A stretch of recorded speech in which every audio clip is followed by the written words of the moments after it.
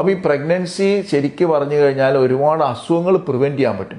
For example നമ്മളിപ്പം 35 വയസ്സ് 40 വയസ്സായിട്ടുള്ള ഒരു ഇൻഫെർട്ടിലിറ്റി പേഷ്യൻറ്റിനെ കാണുകയാണ്, അല്ലെങ്കിൽ ഇപ്പോൾ കല്യാണം കഴിക്കാത്ത ആൾക്കാർ, ഇപ്പം നൺ സിസ്റ്റേഴ്സ് അല്ലെങ്കിൽ എന്തെങ്കിലും വേറെ കാരണങ്ങളുണ്ട് കല്യാണം, ഇവർക്കൊക്കെ ഭയങ്കര ഫൈബ്രോയിഡൊക്കെ ഇൻസിഡൻസ് കൂടുതലാണ്. ഫൈബ്രോയിഡ്, എൻഡോമെട്രിയോസ്, ഈ സാധനങ്ങളൊക്കെ കൂടുതലാണ്. അപ്പം നമ്മൾ ഈ നേച്ചറിന് അഗൻസ്റ്റ് ആയിട്ട് എവിടെയൊക്കെ പോകുന്നുണ്ടോ അവിടെയൊക്കെ നമുക്ക് സട്ടിലായിട്ടുള്ള ചെറിയ ചെറിയ പ്രശ്നങ്ങൾ വരുന്നുണ്ട്. ഈവൻ ഞാൻ പറയില്ലേ, പണ്ടൊക്കെ ഈ 8ഉം 10ഉം കുട്ടികൾ ഉണ്ടായിരുന്ന സമയത്ത് ഈ ഗൈനക്കോളജി പ്രശ്നങ്ങളൊക്കെ ഭയങ്കര കുറവായിരുന്നു. പണി കുറവായിരുന്നു. ഇപ്പൊ നമ്മള് 1-2 കുട്ടികൾ റെസ്ട്രിക്റ്റ് ചെയ്യുന്നത് കാരണം ഞങ്ങൾക്ക് പണി കൂടുതലാണ്.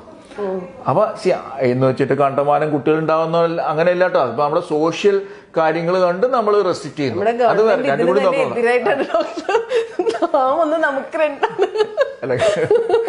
മെഡിക്കൽ ഫാക്ട് ഇതാണ്.